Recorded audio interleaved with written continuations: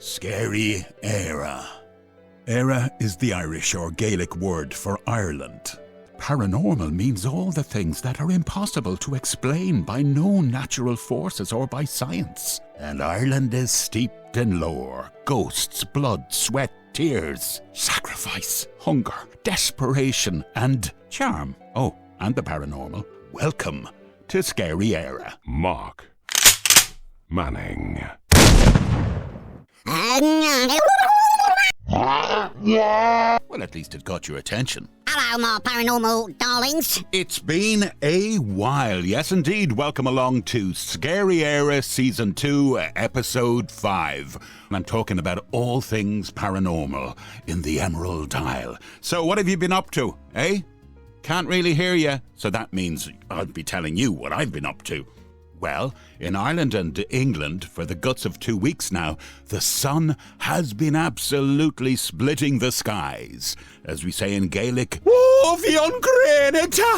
so it's been beautiful. I actually sat outside yesterday and listened to some really spiritual music and took in some UV rays, while Mrs. Manning sunned herself with her sister in the Mediterranean, but we won't mention that, will we? She's got this thing. When she goes away on holidays, she likes to think that it's raining back in Ireland. That gives her some kind of perverse pleasure. But I had to disappoint her this time. Oh, Francis, yes, you're just missing, like, some of the best weather we've ever had. I'm sure you'll be delighted to know. Well, earlier on in the series, I met with, you might recall, the very lovely American psychic in Ireland called Rhonda Hale. And I got so much material out of her that day. In fact, you're going to hear it referred to later in the show when I replay an interview I did with the Very Brilliant Richie Allen show, Richie Allen of same. She gave me a reading during that interview, which we hadn't arranged. And it had to do with my late mother and father, who just kind of came on the scene. I know this sounds out there, but bear with. Just came on the scene during the interview, and she was remarkably accurate, and even more so as I thought about it later. So, if you listen to what we're going to hear, which is part 2 of the Rhonda Hale interview, where she recalls her visits, psychic and otherwise, around Ireland, because you'll find her on rhondahale.com. She's a very brilliant psychic medium, as well as other things.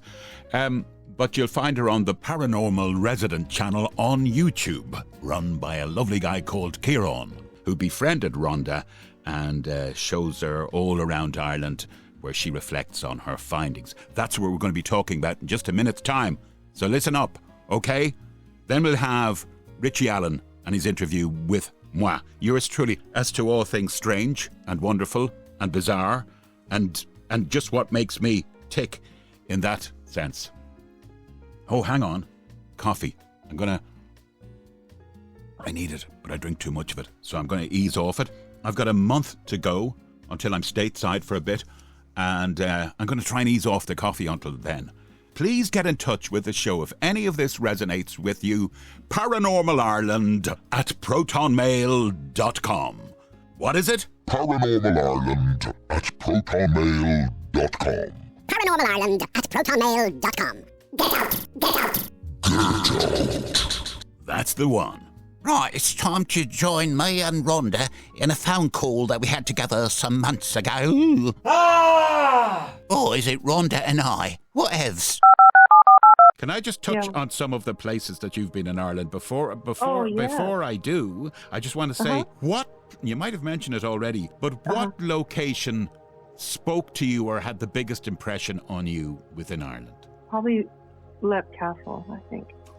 You know what? So far it's running at about 9 people in your camp and 1 person saying he felt nothing whatsoever. So talk to me about Leap Castle. I have seen the video, by the way. Oh, you have? Okay. Well, I didn't know where I was going because Kieran decided whenever we would do anything that he just wouldn't tell me where we were going. And so we were on the way, and as I was driving, he was filming me, and a lady came through with this beautiful raven hair and like a red, just beautiful, beautiful woman come through. And so right off when I told him that, and I said, there's a man with her, but he's kind of domineering. I didn't know if he was a father or whatever. So immediately, even before I got to Leap Castle, you know, he said, well, you're right on point. I'm not going to tell you what, and I'm not going to tell you how, but you're very much on point. So when we got there, it was kind of crazy because, and I knew nothing about the history. And honestly, I haven't even looked up before, after the thing was passed, I haven't looked up the history of Leap Castle. I just knew that later that it was referred to as a bloody massacre that happened in the top floor later, but nobody knows why. I guess people have their theories, but I'm convinced I know exactly why. And it's in the video because some of the people came through and started telling me a story of a love triangle and how it ended so badly and so tragically and awful, in that massacre. But that was pretty intense because when I guess the reason that just hit me so hard was that when I was on the second floor of the castle, I kept feeling above me. I kept feeling like a wedding was happening or something was happening up above me. So he says, okay, let's just get up there. When we got up there, that's when the whole thing unfolded. And I got the communication from the priest, who was the brother of the man who did the murder and the massacre. And he ended up telling me the love story, the triangle. And that, I guess, really just made my heart ache for all of them. I had so much compassion for each and every one of those people, all three of them. I guess it's very heartbreaking.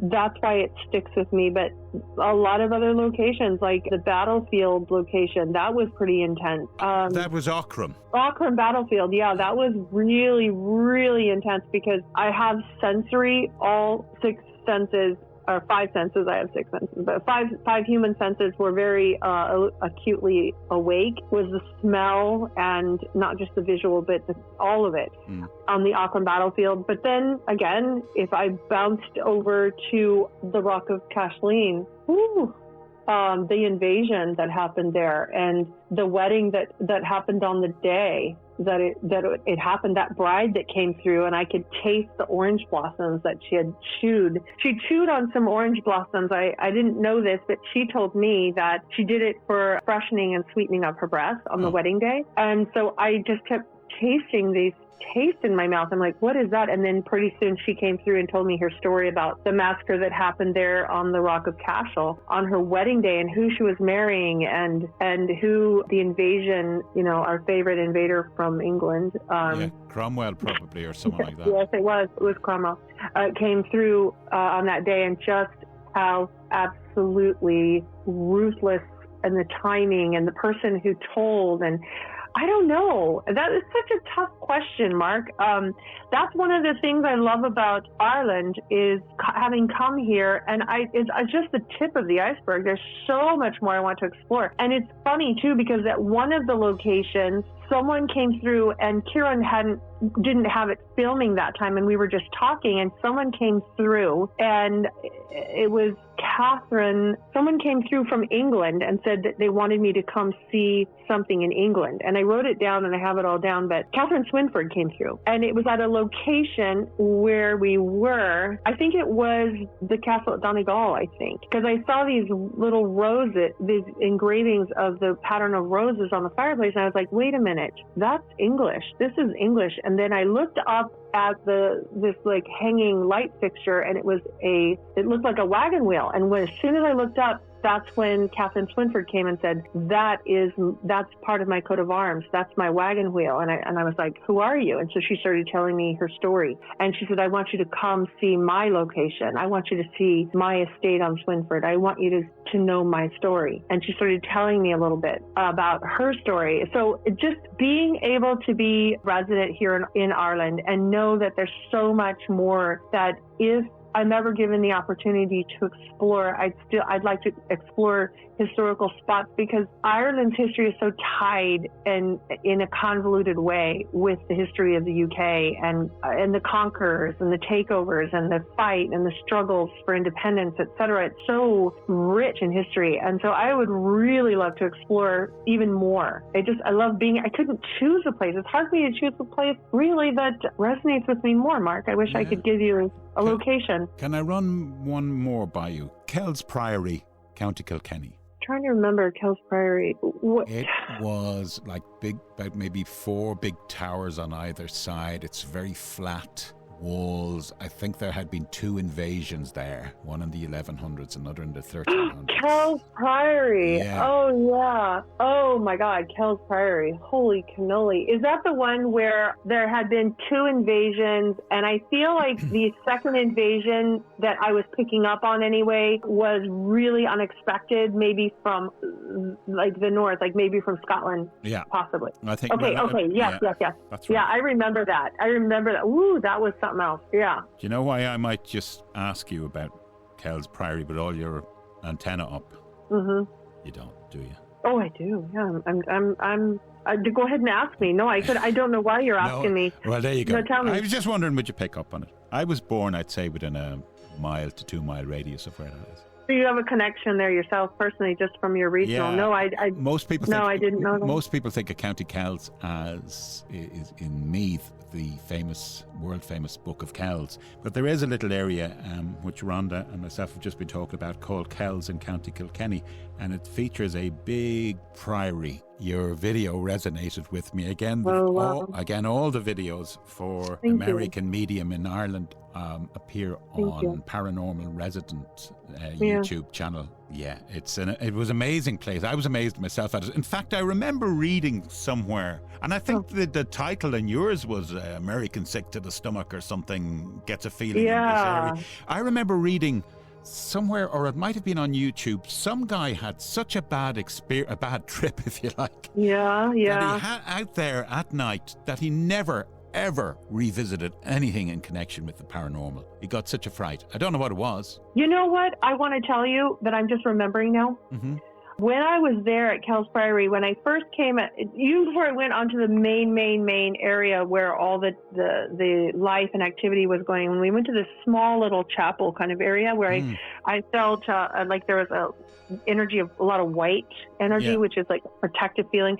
I kept feeling fire coming up on my neck. I felt just so much heat around my neck. After we left there, I told Kieran that I felt like I was being burned at the stake. Wow. I felt like that flames were licking up on me. And then later he told me that there had been a witch burning there. Yeah, Alice Kittler, I think. Now, she escaped to England, but she was this witch character in County Kilkenny in medieval times. And it was a revelation to me that she was tried in the priory.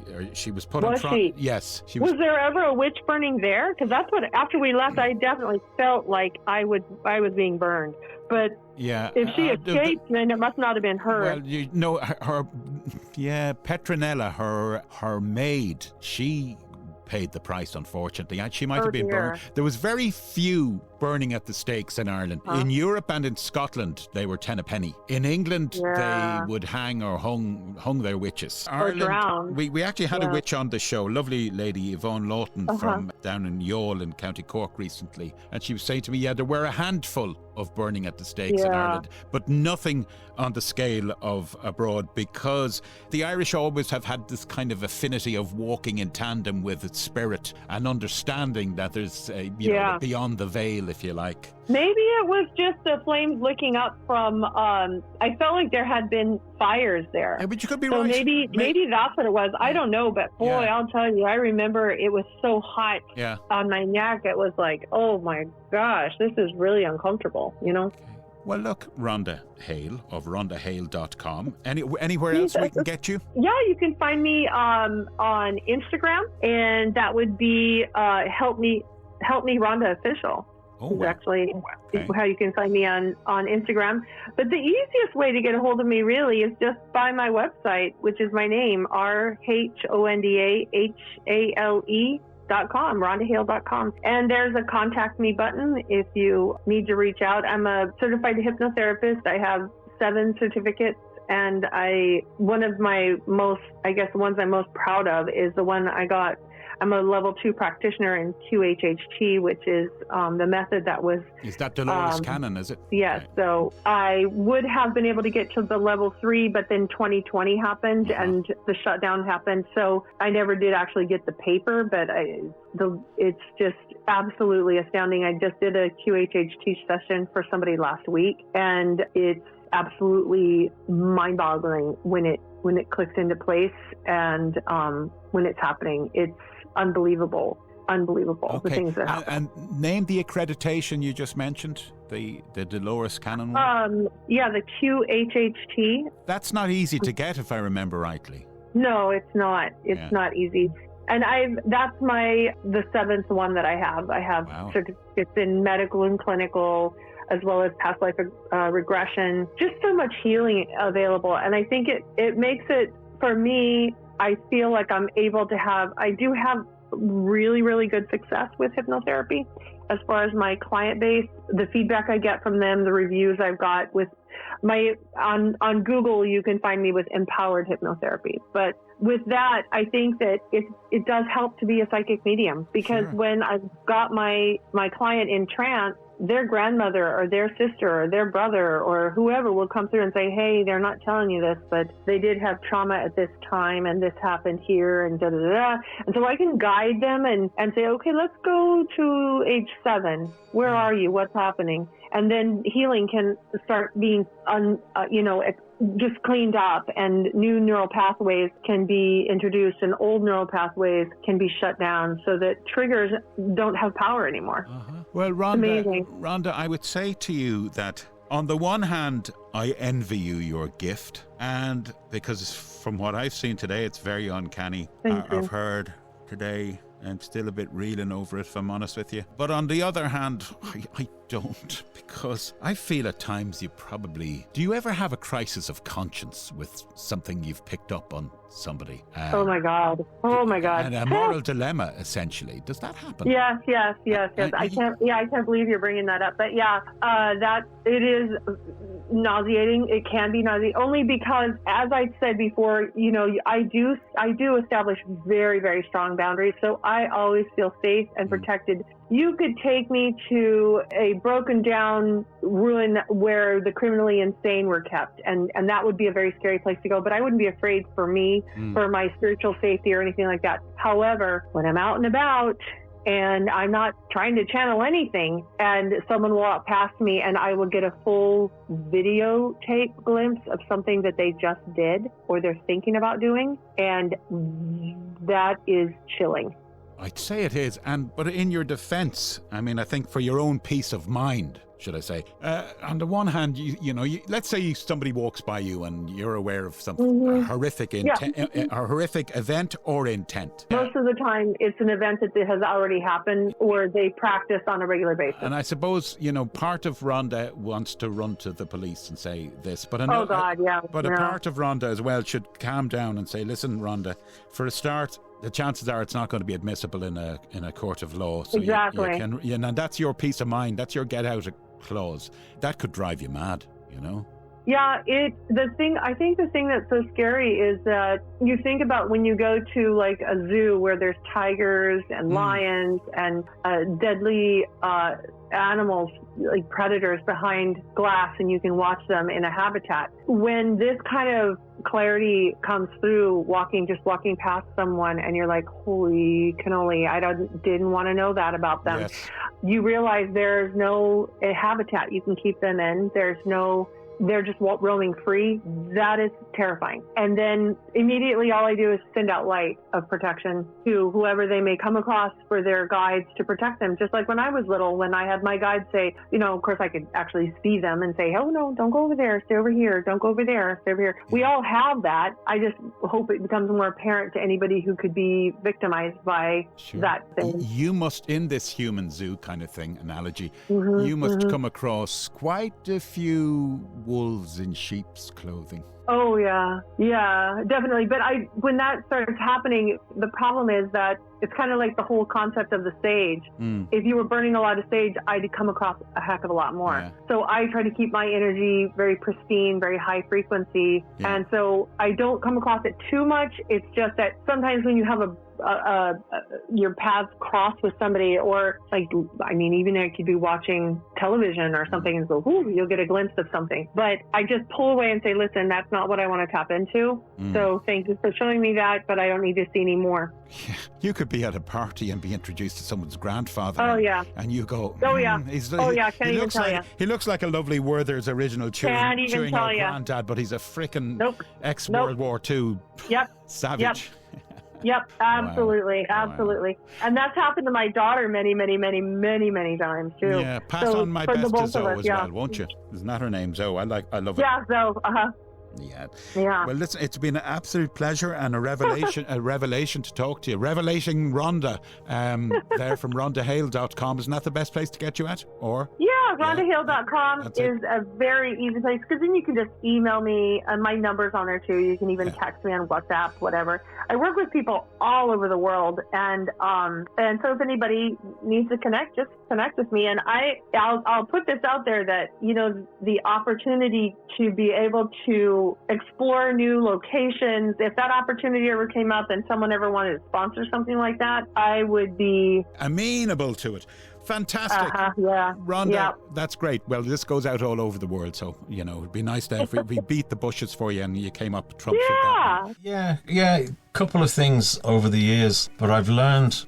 Well, I suppose it's not learned. I've just become accustomed to it, and I think it's kind of, it's maybe another sense or something. But often when you go into places, you'll get a feeling for the place, and you'll get a feeling of whether or not it's comfortable.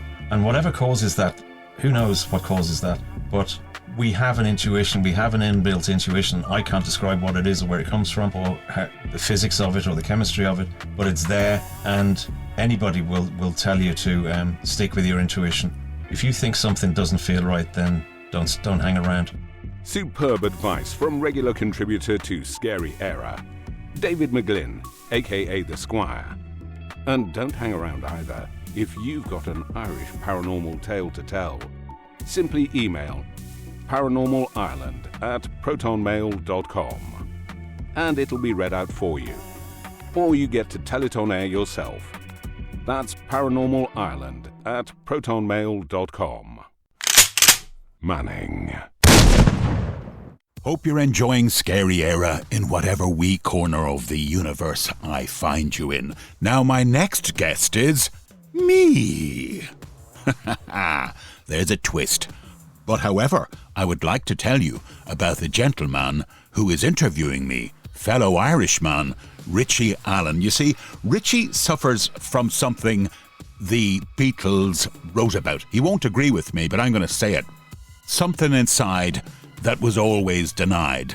Now, unfortunately, who is being denied is the general public, you see, because Richie is hugely talented in the area of broadcasting and a real, true journalist as well. Unfortunately for him, he speaks his mind, and as you know, most stations out there in the mainstream who are advancing mediocrity at a rate of knots don't want to know when it comes to a guy who's able to command so many listeners that he's actually the most listened to independent radio show, podcast and otherwise, in the world. Independent radio show. All the figures are there to support that. I've become a friend of the Richie Allen Show, and he's opened his doors to me, and he's been really good to me. So, Richie, if you are listening, thanks so much. You are taking the world by storm, whereas I kind of take it by cam. So now you might think I'm being a bit effusive or pandering a bit too much, but I happen to believe in people. And Richie is a really good bloke. He's a thoroughly alright guy. And if there was any justice, he'd be in the mainstream on a 6-figure plus salary with a chauffeur-driven car driven to the BBC or wherever every day. The guy is that good, and there's no fucking justice. It's as simple as that. He's not afraid to put his head over the parapet, and that's very threatening to some people. So let's have a little look at his bio, shall we? The Very Brilliant Richie Allen, as I call him, is an award-winning radio and television presenter and the host of The Richie Allen Show, the most listened to independent news radio show, as we've just been saying, in the world. He got his start in the late 1990s presenting overnight shows for his local station in Waterford. WLR, which is a hugely popular station with a big audience. He was promoted to producer of the station's news show. During his tenure, the show enjoyed the healthiest ratings in its history. Then our Richie left Ireland to study TV and radio at the University of Salford. During this time, he also taught radio production courses for City and Guilds. He moved to España, Spain, where he presented a hugely successful evening show for Talk Radio Europe. The show featured conspiracy researchers and covered issues that were previously considered too controversial for commercial radio. What have I just been saying? The man is the guru of taboo. In 2013, Richie moved to London to present a daily TV show for the People's Voice. And sure, then he moved back to Manchester to launch the Richie Allen radio show, which airs on the Richie Allen Show app, richieallen.co.uk and fabradiointernational.com. The show has gone on to become the most widely listened to independent news radio show in the world. Richie is a free speech absolutist. This has brought him into conflict with various special interest groups and has seen him accused of aligning with any guest whose opinions might be unpopular or offensive. He firmly believes that all views should be heard and challenged. His news radio show broadcasts live from 5 to 7 p.m. Monday to Thursday. He also presents, which I know is very precious to him, a nostalgic music show called Sunday Morning Melodies, each Sunday morning at 10 a.m. Right, that's the blurb, Rich. Let's hear about me. And let's welcome our guest today. I've already told you he's an Irish broadcaster. He's a teacher. He is a voiceover specialist and is the host of the Scary Eire podcast, which I came across when kind of hanging around his YouTube channel earlier in the year. It just began its second season, and I asked him to come on and talk about it because, as I've already said, it is an area of research that I find eminently fascinating. You'll find him on Twitter under his name. It's Mark Manning. It's a real pleasure to welcome back to the programme from the old sod, our friend Mark Manning. Welcome back. How are you doing, Mark? The very brilliant Richie Allen. Thanks for having me on. Although I know you're not having me on, you're perfectly serious. Where did your interest in the paranormal and paranormal stories in Ireland, where did it come from? So, this guy used to come over in the 1970s. Lyle Watson was his name. He was a polymath, as I said. He could do everything. He could do Sukahara back stands, and he was a biologist and a botanist and all this stuff. And he was a kind of contemporary of a guy I think you knew, Uri Geller. Yes. Well, you know, it was kind of coming pop trendy back then, the paranormal, you know? Yeah. And paranormal, as I said, isn't just ghosties. It's anything that can't be explained by science. So he would have, for instance, he would relate stories after this amazing book he wrote called Supernature, you know, instances where scientists had hooked up little microphones, if you like, to plants. And you'd hear a plant screaming as you pulled it from the soil. This was all, you know, documented and kind of recorded and enhanced and all this kind of stuff. Also, I think an old party trick of his was he'd take a razor blade and he'd make up a little pyramid, which has been in the news recently, the pyramids, but a pyramid shape, and he'd place a blunt razor blade under it, and hey presto, within 24 hours or so, that thing was sharp, right? So these were like amazing little experiments. And in the book Supernature, like he really relates things about insects regenerating limbs and all this just totally amazing stuff. If anyone wants to take it further, I mean, one story I heard, you can go in and get him. His Desert Island Discs is still there, right? And also a documentary, a short one called 5 Narrow Windows, if you go Google.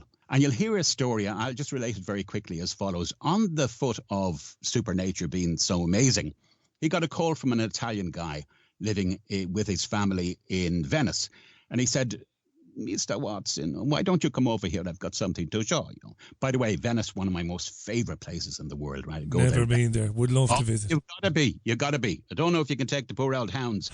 Probably not. Probably would. The retriever would love the swimming, all right, but not the other one, the shepherd. Anyway, I'm absolutely gripped by this. So go on. So he got a call from the Italians. Yeah, he got a call. So come up and see me sometime in Venice, right? Which he did. And he was invited to this very kind of normal but serene household. And the father was the guy that had contacted Lyle Watson. And he said, I want you to meet my little 6-year-old girl. She's got a little party trick for you, okay? So Lyle Watson sat down at the dinner table. It was all very convivial. And then the father gestures to the daughter and he says, will you do your trick for this nice gentleman? So she took a tennis ball, like the kind of hairy yellow tennis balls. Yeah.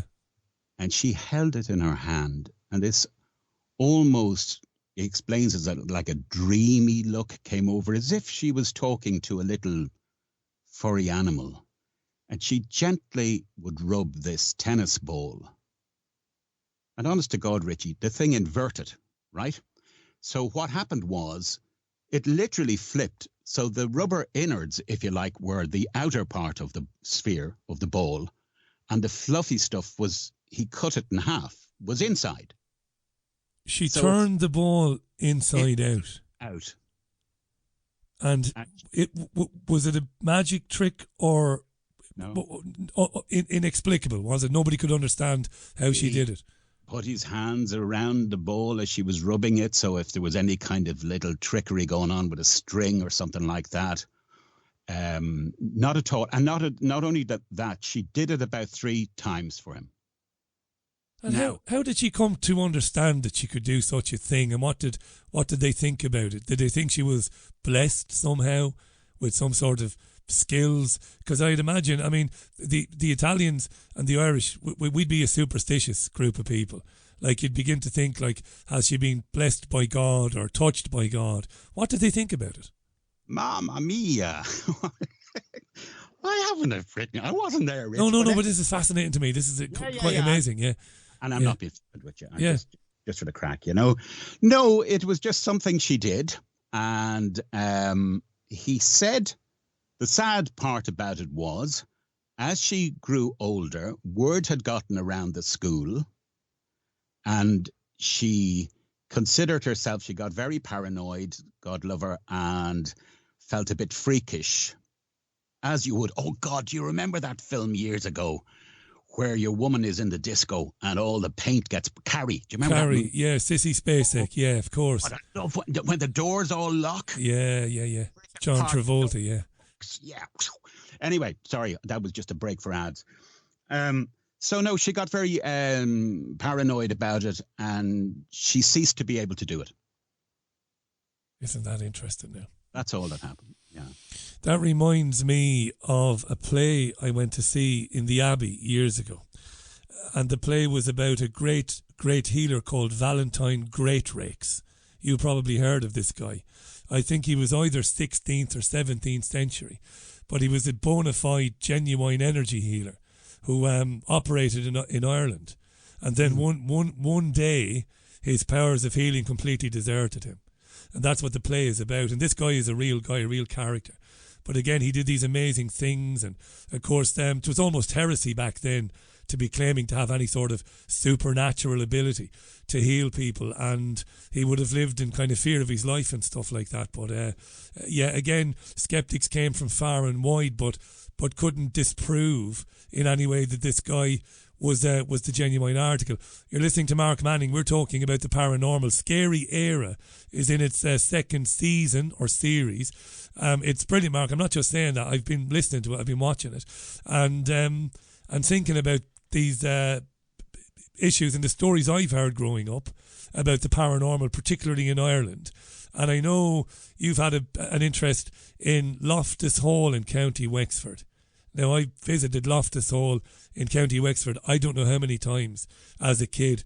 And for me, and maybe I'm biased because it's so close to where I grew up, well, close-ish to where I grew up, and my radio station, WLR-FM, they did a wonderful film documentary about Loftus Hall. Do you want to tell that story, Loftus Hall, or do you want me to tell it? Well, WLR, fair play, that's a big station. Loftus Hall, I'll be honest with you, my only interaction with Loftus Hall is I did the voiceover for a recent movie called Loftus Hall, which went out on television about 6 or 7 years ago. But yeah, go on, you tell the story, Rich. Well, it's a 14th, the mansion itself in County Wexford is a 14th century mansion.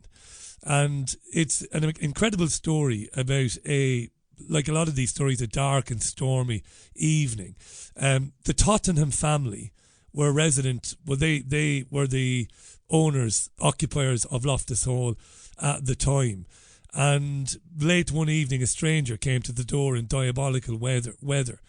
And the stranger came in, was invited in, and was invited to sit by the fire and then to have something to eat. And then later on, because the storm or the weather hadn't abated, I believe, to play cards. I should know this off by heart. You fill in any blanks here. And while they were playing cards, the young lady of the house, Anne Tottenham, had cause to look under the table where they were playing cards, maybe to check whether the stranger was sequestering cards under the table or for whatever reason. And it turned out the stranger had hooves. And when the stranger realised that he'd been rumbled, he transformed into what looked like to be a demon of some kind, maybe the devil, and left the property through the ceiling. Isn't that right? Like levitated in the air in front of these people, burst through the roof, and for many years thereafter, it was believed that the hole in the roof was irreparable. That was local legend, but that the woman Anne Tottenham descended into total madness and never recovered.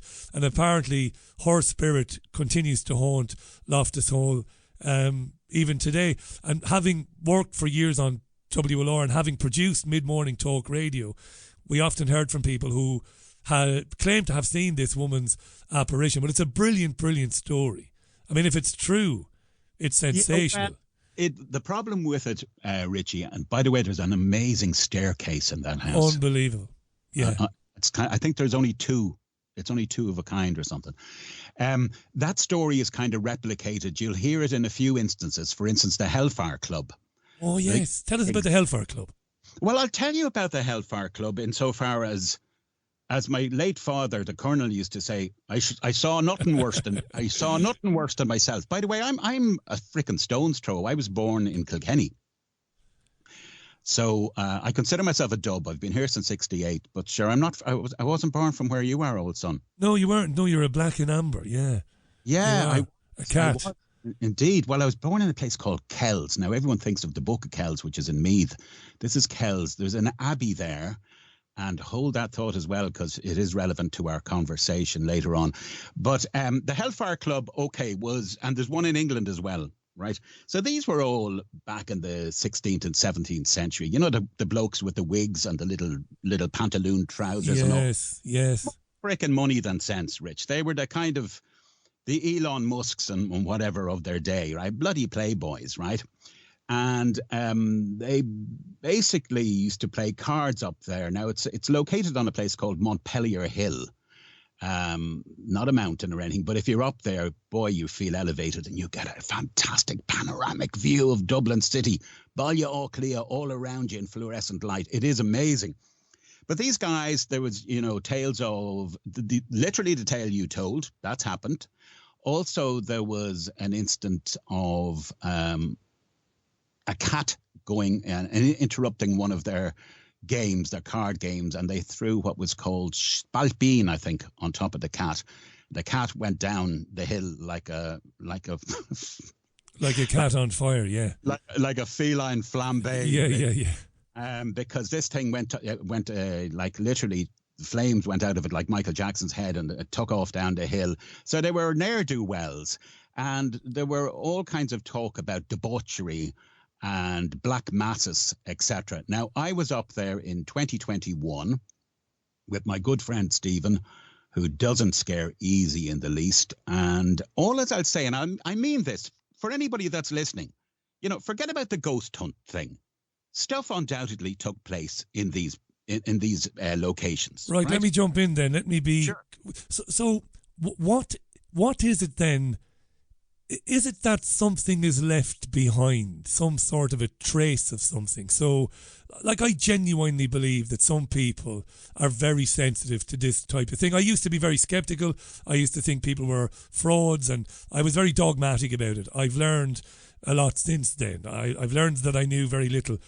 I know very little now, but I knew even less back then. So is it that there's a trace, there is a residual energy in these places that can be happened upon or picked up on by somebody who's able to, who is sensitive to it? Is that your understanding of it?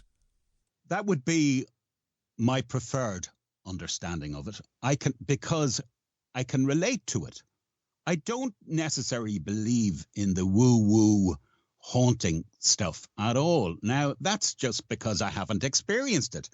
By the way, I would be top of the pops in terms of being a skeptic had I not come face to face with something in my formative years. Yeah, I was going to come back to that. Of course, I was going to work my way around to that. I'm not forgetting that. It's very important. Let's stick with the Hellfire Club then and the surrounds, okay?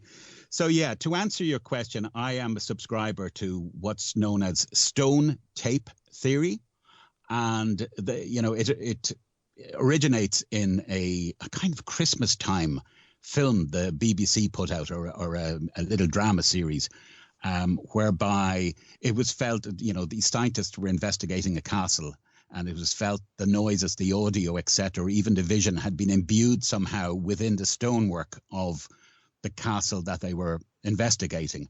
So every so often under certain, and this is what I believe I saw, under certain conditions, atmospheric conditions, whether it's remember the magnetic tape? So it's like stone tape theory. So that tape could absorb, I can't remember the exact, oh God, I used to play with those BASF tapes and stuff when I was a kid. This got me into the whole radio lark. But I digress. To answer your question, I think it is a replaying of usually maybe some kind of a traumatic event, somewhere where large burst of emotion has been involved. Similar to, I suppose, in some respects, what you'd see in the Shroud of Turin, that kind of, where there's an explanation of something, be it grief or a violent event, and then it just gets replayed under certain conditions. That's just me. Yeah, I like that. I like that as a possible explanation. I know it's not what you've described now, but for me the word that keeps coming into my mind is echo. That certain things can be so awful, so traumatic, so explosive, that they might leave echoes of themselves around. Because I like to think that when people die, their spirit, their energy, some people call it a soul, moves on to whatever's next.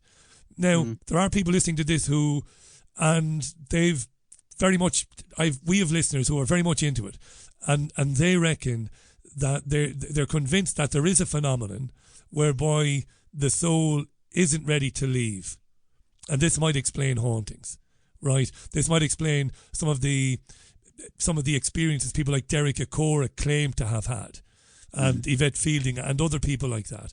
That there are people who were wrenched from this physical world, whatever it is, so quickly, so violently, so horribly, that they're not really aware of the fact that they're gone and they're hanging around. We're thinking the Nicole Kidman movie now, The Others, right? Well, what a twist that was, by the way.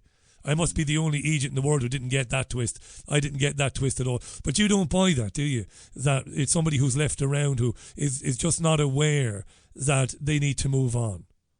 No. Oh, I keep an open mind. Because I wouldn't have believed or be creating a paranormal podcast in the first place unless I had experienced something that was just untoward to me.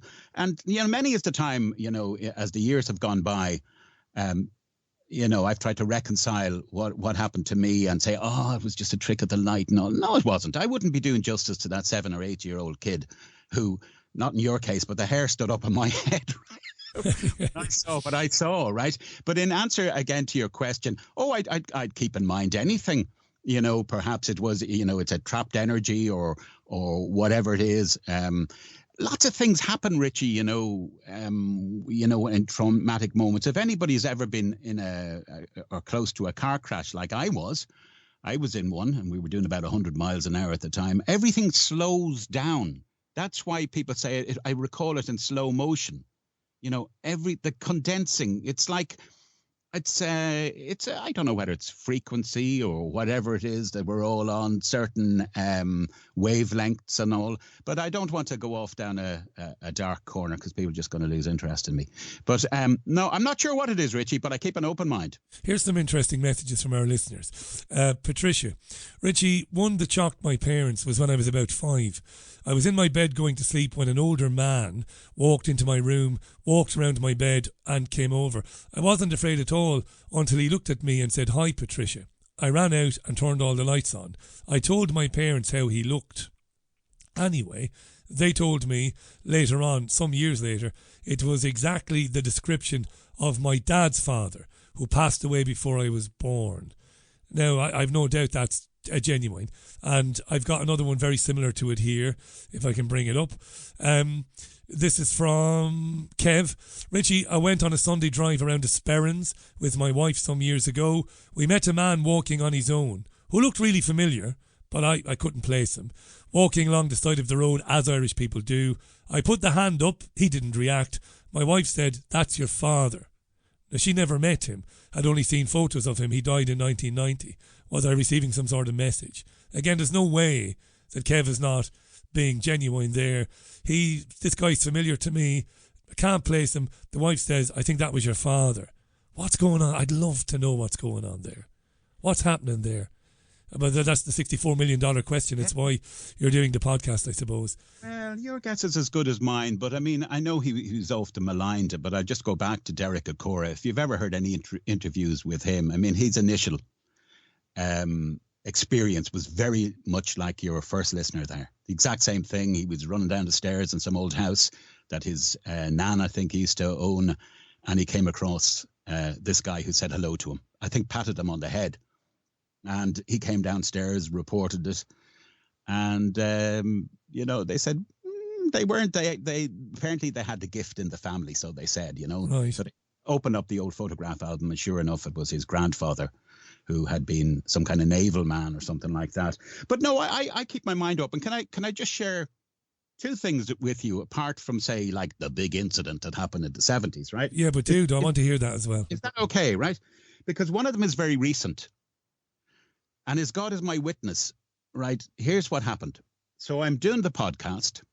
I'm trying to sound like you and being all the frickin', I'm trying to be Terry Wogan, whoever I am, right? And when you get carried away with yourself. You're the man with the golden voice. Will you fake off? Go ahead. No, but when you get carried away with your own kind of little importance, and it's not that. It's just that you love doing, God, you do this for nothing, right? Yeah. And so there I was, and I had this, she's a psychic medium. Her name is, and I was, of course, making a big play out of it, Rhonda. She's an American. Help me, Rhonda. And she's beautiful and very kind of, how do I put it? She's just a big kind of blonde bombshell, and she's based now in Ireland. I think she lives in Sligo. Check her out, by the way. What's her name? RhondaHale.com, because she does all kinds of stuff. So I had her on the show because I thought, well, here's the angle, an American psychic in Ireland. And she'd gone around all these sites, including, as I said to you, Kells. There's an abbey in Kells in Kilkenny, and had come up with some stuff.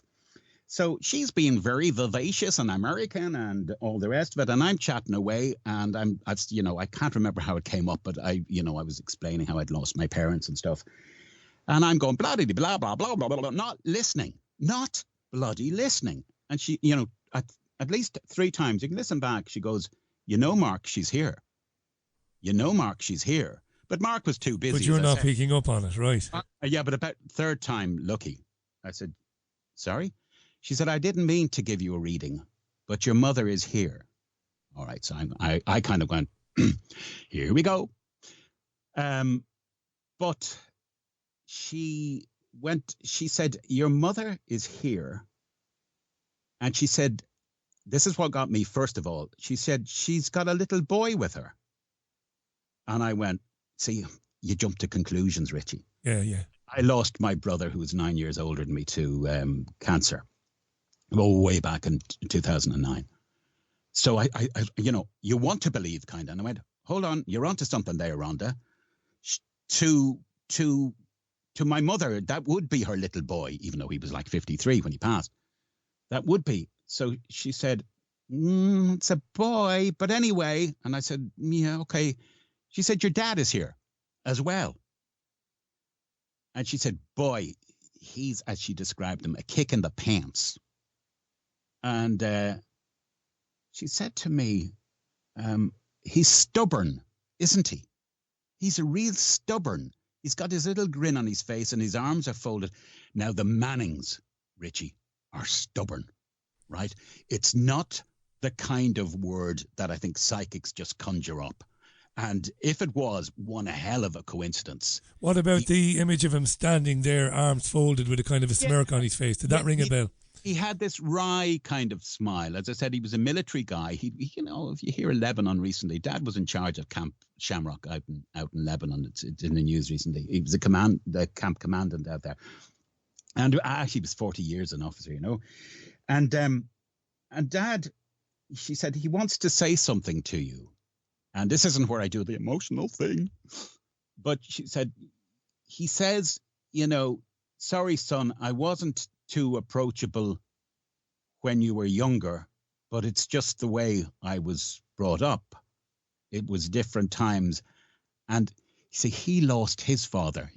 You know, I think by the time my dad was born, his father had died. His father, by the way, had got through the trenches of the First World War, found it wasn't such a short way to Tipperary, married a local postmistress there, and died of blooming, appendicitis, right?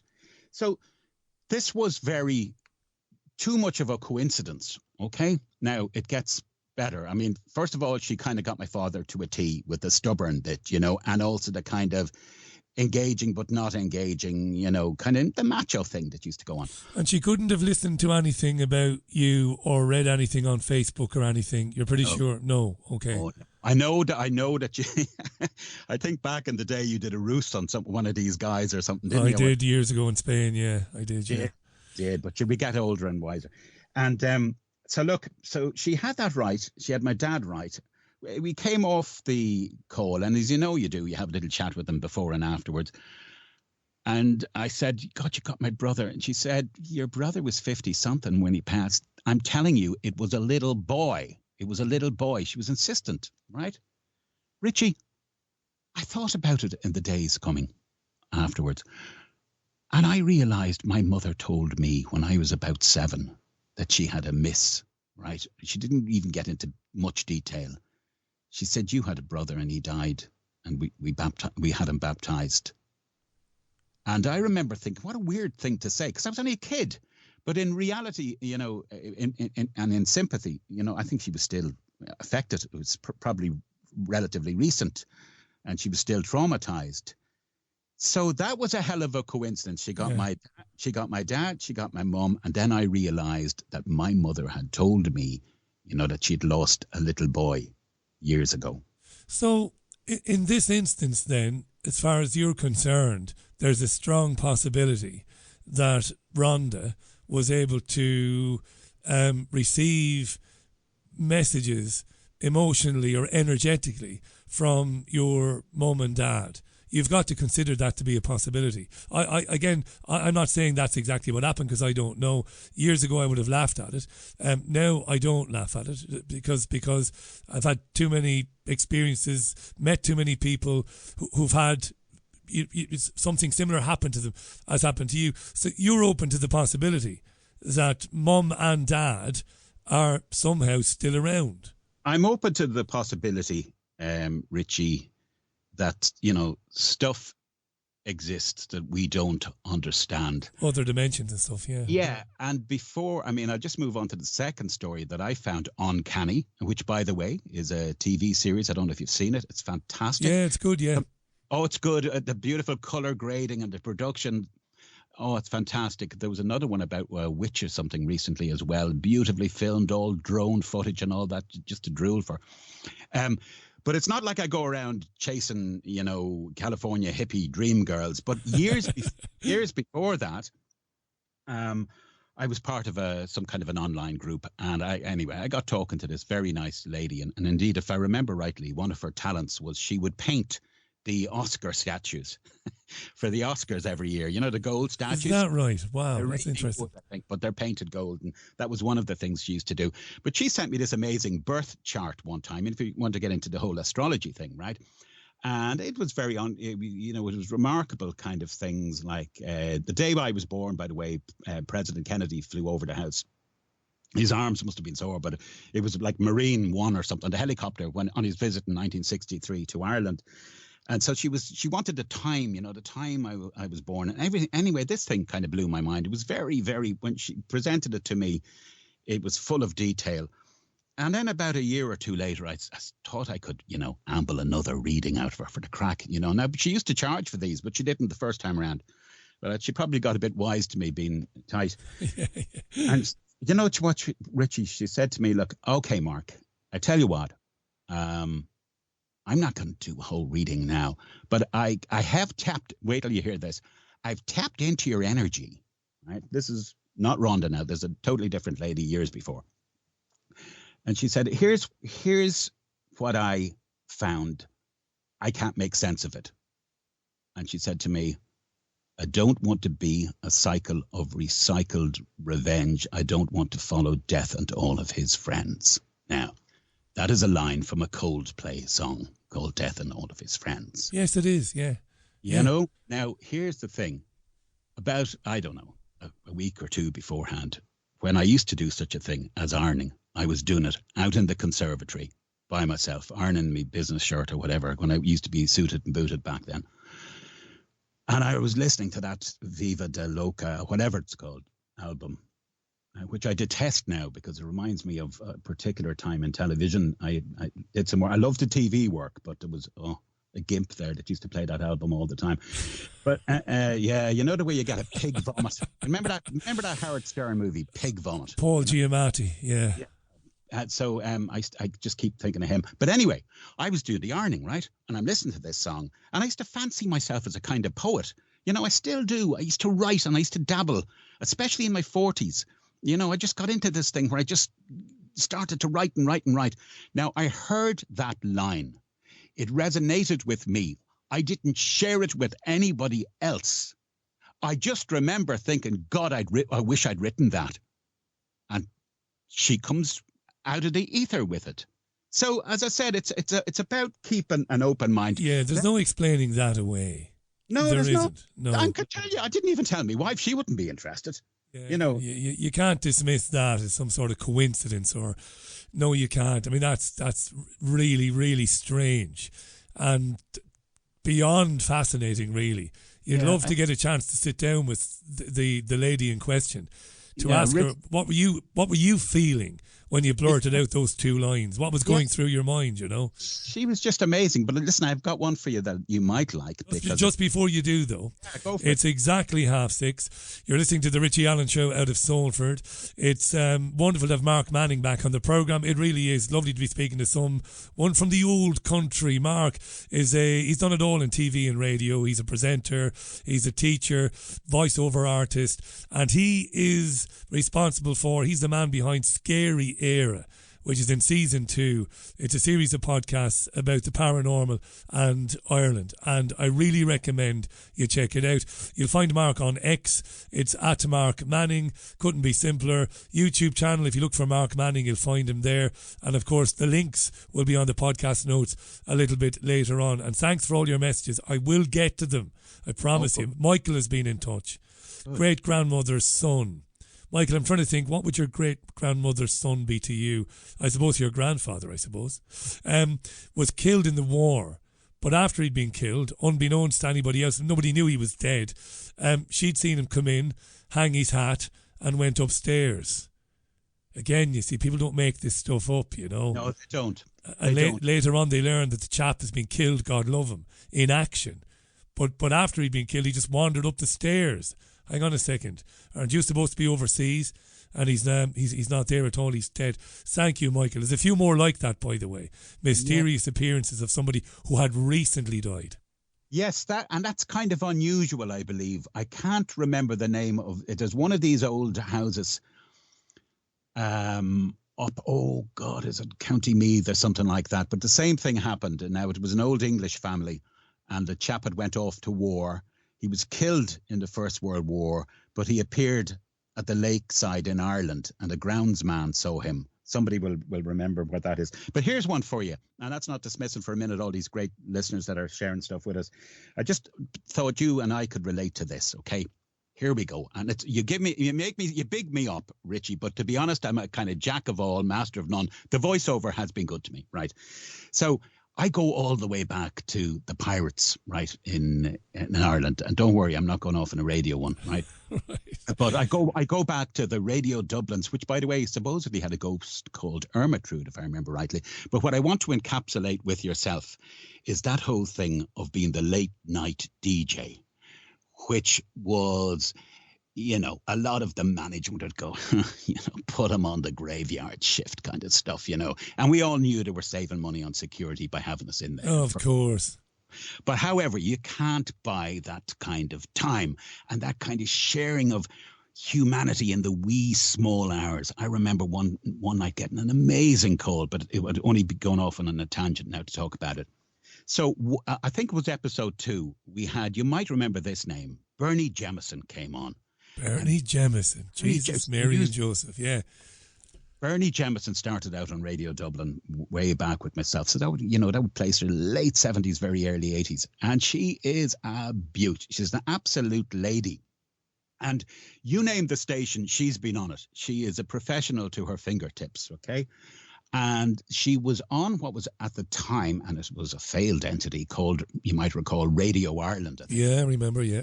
Radio Ireland. And, you try and get into the place. You keep on knocking, but like Enoch, Enoch. Keep knocking, but you can't get in. Sorry, that's an Irish joke. So, you'd be sending in I remember sending in a cassette tape, and the PD, the program director, is saying to me, thanks for that. I didn't know they still did those. Such a snotty yoke. So I'd be trying to get into Radio Ireland, but she was in there, okay? And this was in Jervis Street, which was in the environs. It's just off O'Connell Street, the environs of what was, for many years, Jervis Street Hospital. So you probably know this, kind of coming up to a graveyard, everything goes pretty much on auto, right? So they can auto fade the play out software. So essentially you think someone's on air, but nobody's there, right?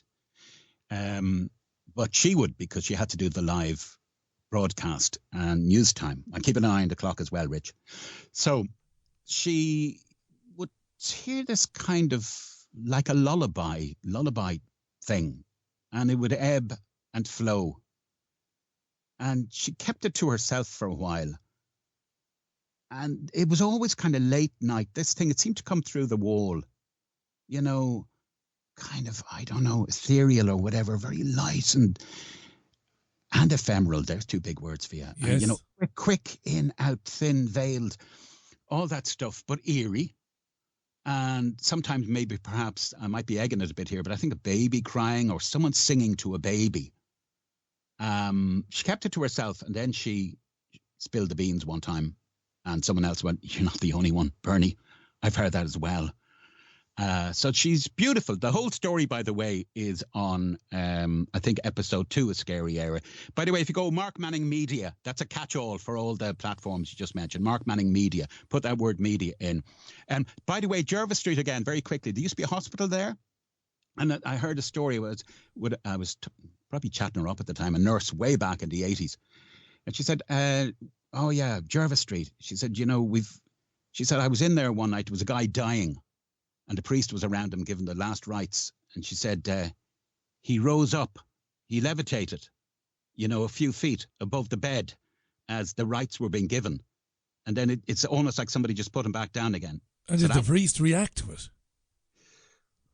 Richie, you hit the bullseye there. I've had a priest on, and his name is Michael Collins, of all names, right? Only recently, and he's claimed, even though he's been present when people have been ill mentally and all kinds of stuff, never. To answer your question, I don't know. I didn't ask. I just kind of got the creeps when she said that to me. But on the flip side of that, one funny... Michael talked to you about exorcisms, didn't he? He did, but we all want the juicy stuff with the head spinning around and all that. But no, he wasn't playing ball. It's kind of, you might remember a book called The Divide Itself. And it's almost, he reckons it's the mind, the good and the evil are probably at battle with each other. And and it's a matter of making the, layman's terms, but the good to overcome the evil aspect of you. He said he was at places where people were obviously very disturbed, but he couldn't give me the whole. Well, can I jump in there, because that's fascinating. I interviewed a guy called Father Vince Lampert about 3 times over the years, and you'll probably know Vince he's the Vatican's exorcist in America, at least on the eastern seaboard of America. And I interviewed Vince, lovely gentleman, and of course I challenged him, pretty hard. I said, come on, we're talking about mental disturbances and serious psychological illnesses. And he said, of course, he said, many times you'll be taken to a place because the family is religious, and you realise that you don't really have any business being there because the person is suffering from a psychological illness of one kind or another. But then he said there are the other times when you're confronting demons. And there was nothing about the guy's conversation with me that I found to be insincere or false. There was nothing in it for him. And he recounted a couple of stories that were fairly, we'll joke again about my follically challenged dome, but stories that would rise the hairs on the back of your neck, where he said he was convinced we're talking about a face changing shape and guttural language and even foreign tongues, and not just gobbledygook now, but actual languages coming out of a person. And he had to deal with that, and he explained to me that you draw the demon out through the top of the head, or not the demon, the attachment, whatever it is. And I believed him, Mark, not because I wanted to believe him. I'm a skeptic.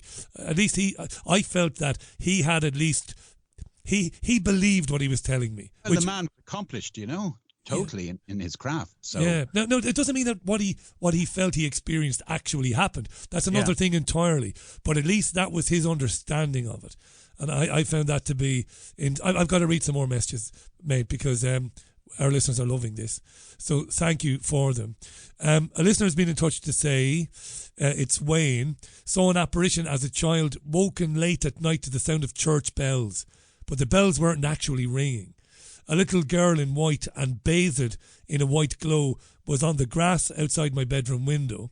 Upon opening the curtain the second time, she was now suspended outside my window looking in. And then he had another experience at a holistic centre above a market when something else very strange happened. He would sit in the main room facing a small hallway. A therapy room was to the right. People who looked as though they were looking around would cross the doorway as if they were going into therapy. When I got up to look, there wouldn't be anybody there. There was only one exit, says Wayne. There's so many of these. I wish I'd experienced something myself. I have never experienced anything at all. Alexandra was in London. 20 years ago, partner worked and lived on a construction site near central London. The building used to be a vicarage where a priest used to live. Unbeknownst to my partner, he invited his best friend and a relative from Poland to join him at the construction place. All three of them started experiencing strange things in the house, like weird, cold feelings at a specific point near the staircase. Metal parts of the library shelves began moving at night, making a horrible noise, and then my partner lost consciousness while in the bathroom and later woke up to find scratches on his body. Oh, wow. Poltergeists. Poltergeists, yeah. We had the story of the Cuneen poltergeist there recently as well. It happened in 1913, I think. Sorry, Rich. No, this is brilliant because it leads in perfectly to that episode, Can I try something here? I'm going to ask if you hear this now, because if you do, we're on a winner. Right, just don't worry. I'm not pulling the trick on you. No, I'll say nothing. I'm silent. Lips sealed. So I'm going to put a monitor on here. No. Okay.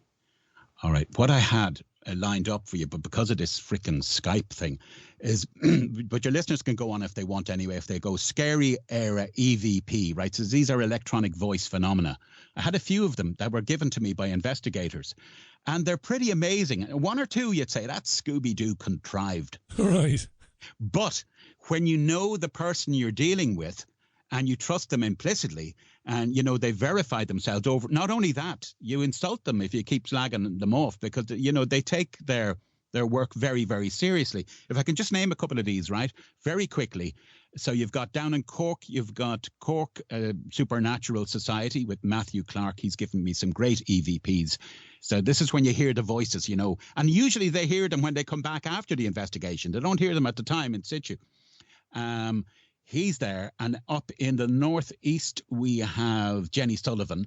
She's provided me with EVPs as well. You know, there was one there, it was mad. It's a real pity now this didn't kick in tonight for you.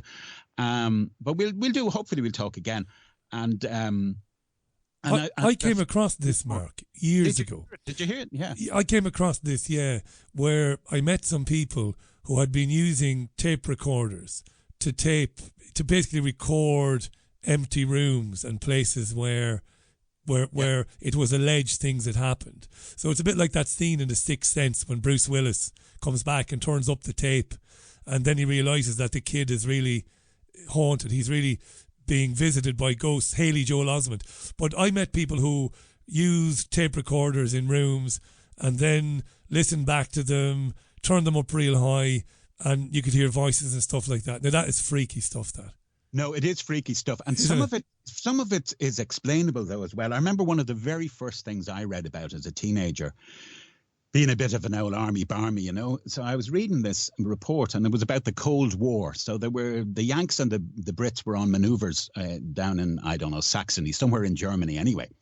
So you can imagine this was NATO time. So these guys are all in, you know, suited and booted, kitted up to the hilt.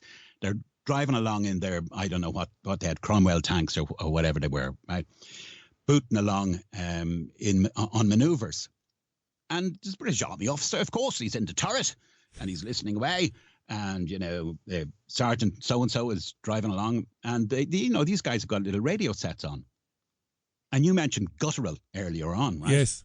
So these voices start coming through their headsets. This fascinates me as well. I'm big into sound and, you know, minus 20 hertz and all that stuff where you hear like submarines going. Anyway, so they're hearing all these, like this garble, essentially. Very guttural, very military. And he said, I didn't realize any of our, German allies were in on this maneuver with us. And, you know, the guys are looking blankly and said, well, they're not, sir. Well, what's going on? One of them was able to speak German. He said, I'm listening. These were World War II intercepts, right? This was some SS Wehrmacht divisions, you know, calling out the orders 30 years beforehand, That's right? Unbelievable. So what had happened was, I think, they were in a valley and the original transmissions, the signals had somehow, again, we're going back to being replayed under certain atmospherics, you know, were bouncing about. So, like, you know, in the middle of the Cold War, like World War II was being relived kind of stuff. So the mad stuff goes on. That is phenomenal. I mean, that is a phenomenon, isn't it? That such a thing could actually happen. So it wasn't something from beyond the grave. It was that, again, some echo, some recording of it in some way that we really don't understand had actually happened. So it was always there. Have I gotten that right? Have I understood that? Yeah. I mean, that's amazing. We'll hear this from Luke. Luke, like many pet owners, was devastated when his cat passed away because she had cancer. And he wasn't allowed to spend her last moments with her when she was euthanized because of the bastard COVID restrictions. God, John Waters is right, they should be horsewhipped. Oh, God. Horsewhipped, all of them. So he says, look, I tried a number of psychics to see if I could contact the cat who he called Izzy, but all of them were ridiculous. But I then remembered my ex used to talk about a psychic she used to go to, so I contacted the psychic. Now, the woman knew nothing about me or that I was wanting to contact Izzy the cat. Nothing. As soon as she picked up the phone to speak with me, she said to me, I have a cat here who is very happy that you have kept some of her fur in a tub under the bed. Now, Richie says, Luke, that was totally true. Yeah. She then asked me, she said she wanted to know who's the black cat. And I literally had a black cat follow me home a couple of nights previous. And I was looking after her until I could hopefully find her owner, which I eventually did. So not only did she know about Izzy, but she knew that I was kind of a surrogate owner to another cat while we were trying to locate the owner. And she told me other things about Izzy that she couldn't possibly have known. That's amazing to me, that. Well, Luke, I sympathise with you because, and by the way, Richie, when somebody says something like that, I do listen to it. And it's if I come back to you, it's not like, I want to go on better than you, right? So I would like to say to Luke, I've got 2 cats. One hates me. The other is lovely, right? Now, she hates me because... Why do you put up with the cat that hates you? I can't understand that. She has reason. She's a long memory, but I had to remove her with a brush one time, a sweeping brush. When she came first, she kept hiding behind the couch. We had her there about 6 weeks, but like the stink of kitty litter, I had to remove her. Right. She loves everyone else. She even loves, like if my daughter has a boyfriend in or something, she'll be there looking at me going, I like him, but I don't like you, But anyway... Here's a quick one just for Luke along some similar lines. So we had a cat special, by the way, so do check that out on Scary Eire as well. So when the other guy that loves me, right, Marvin, arrived, he had a brother called Professor Puss. And Professor was one of these long. I know it gets worse. Pussy galore here, Rich. Anyway, so I had this guy, Professor Puss, was the other cat. And he used to go upstairs into a converted attic we have, which I originally started my voiceover work in. And he'd go under a bed. So my wife she's not to be messed with. She's from Belfast, you know what I mean? Like, yes. Every so often herself and the girls get together down here. And even though she's been here 40 years, she still has that metallic accent. And she said, that bloody cat, I think he might be under one of the beds upstairs. Will you ever go up and remove him in case he freaks out one of the girls, Now, what I used to regularly do this. I'd go up, I get Professor Puss, I'd bring him down. But I had an awful habit. And look, I put my hand up, but it was just, when you're being an idiot, it's sheer devilment, right? You might remember, I don't consider myself Michael Jackson, but remember he hung his kid out over the window of a hotel one time. He did indeed, yeah. Now, I did it on a micro scale now before people horsewhip me, right? So I'd be coming down these little windy stairs, and with Professor Puss, and I used to just kind of hang him over the edge for a microsecond. And he'd always go, wow, and this is just how I got making sad, middle-aged kicks. Yeah. I never would hurt him, for God's sake. But I just it was a kind of habit, and, I got the rise of you that time. That night, it was a dirty old Friday Dublin like last night, pissing rain, forgive my vernacular. And, anyway, I had Professor Puss and here, come on, I don't want you freaking out the girls. And then I, did my usual, put him over the banister. Nothing. Professor Puss just hung there inert. And then I went, do it again, the devil in me. Yeah. Professor Puss kind of went just hanging there. So anyway, I cuddled him and I said, all right, you're all right, old son. So anyway, I took him down, forgot all about him. He was killed by a car that night. It was almost like he knew. That sounds fanciful. That was the first time he had ever done that. And, I've been up to the DSPCA with Breed a Bird, an appropriate enough name. Lovely lady up there. I've interviewed her for radio years ago. And, cats and stuff and dogs, they go bananas at certain conditions, like full moons and stuff. Yeah. So they have sensitivity we don't have. Come here and I tell you, when it's well known now that 11 or so years ago, Caroline and myself lived with David Icke in London for a year. Yeah. And we had a German Shepherd at the time. She passed away a couple of years ago. Her name was Jazz. A beautiful animal, wonderful animal, very timid. But she used to obsess over David's hands. And anybody who knows anything about David Icke will know that David's football career was cut short by rheumatoid arthritis. And he was crippled by it. And even to this day now, he would have days where his hands would really, really play up on him. Now, David has access to, because of the nature of the work he's involved in, he has access to knowledge about certain things he can do to alleviate the pain in his hands, of course. But there were times when his hands would kind of be gnarled, and they would gnarl in. And Jazz would climb up on the sofa and would lick and nurture his hands for 15, 20, 25 minutes. And David used to make us laugh, We were like the Three's Company. We were like a sitcom. And we would always fake yawn, Because David would say something, well, obviously, Rich, Jazz can see the energy, and we would fake you on, fuck off, you know what I mean? Kind of a thing for the laugh. But I believe he was right.